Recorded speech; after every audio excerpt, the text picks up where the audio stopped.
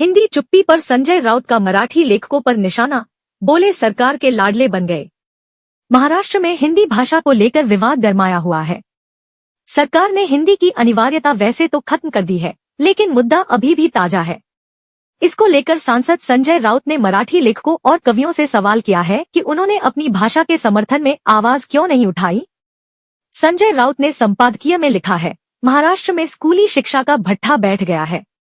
फडणवीस सरकार ने पहली कक्षा से हिंदी को तीसरी भाषा के रूप में अनिवार्य किया था, जिससे स्थानीय जनता आहत है। हालांकि सिर्फ आहत होने या हाथ मलने से क्या होगा, सरकार के बन गए लाडले कलाकार। सामना में आगे लिखा गया कि कुछ मराठी अभिनेताओं, लेखकों और कवियों ने विरोध के स्वर उठाए हैं, लेकिन वे भी सीमित हैं। जिस तरह से दक्षिण के अभिनेता प्रकाश राज ने वहां की सरकार और केंद्र को चेतावनी दी थी, हमारी मराठी भाषा के लिए इस तरह की मशाल लेकर कितने लोग आगे आए।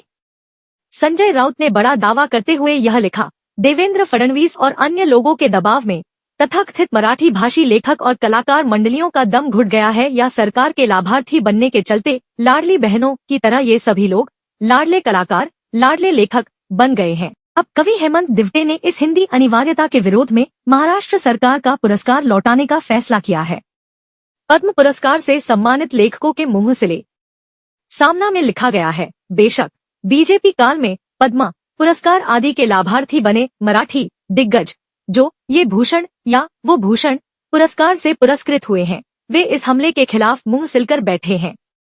यानी नाना पाटेकर से लेकर माधुरी दीक्षित तक और सचिन तेंदुलकर से लेकर सुनील गावस्कर तक सभी मराठी लोगों को इस अनिवार्यता को गंभीरता से देखने की जरूरत है। लेकिन ये सभी ठहरे राष्ट्रीय और अंतर्राष्ट्रीय स्तर ख्याति प्राप्त लोग। भले ही ये लोग मराठी की गोद में पैदा हुए, लेकिन अब दुनिया के बन गए, इसलिए भले ही मातृभाषा पर गाज गिरे इनकी बला से कम मराठी फिल्म और नाटक के कलाकारों को इस अनिवार्यता के खिलाफ आगे आना चाहिए, लेकिन वे भी नहीं है। मूल रूप से केंद्र जो कुछ त्रिभाषा फॉर्मूला लाया है वह एक पेच है और राज्यों की भाषाओं के लिए बोझ बन चुका है। गुजरात में हिंदी जरूरी नहीं।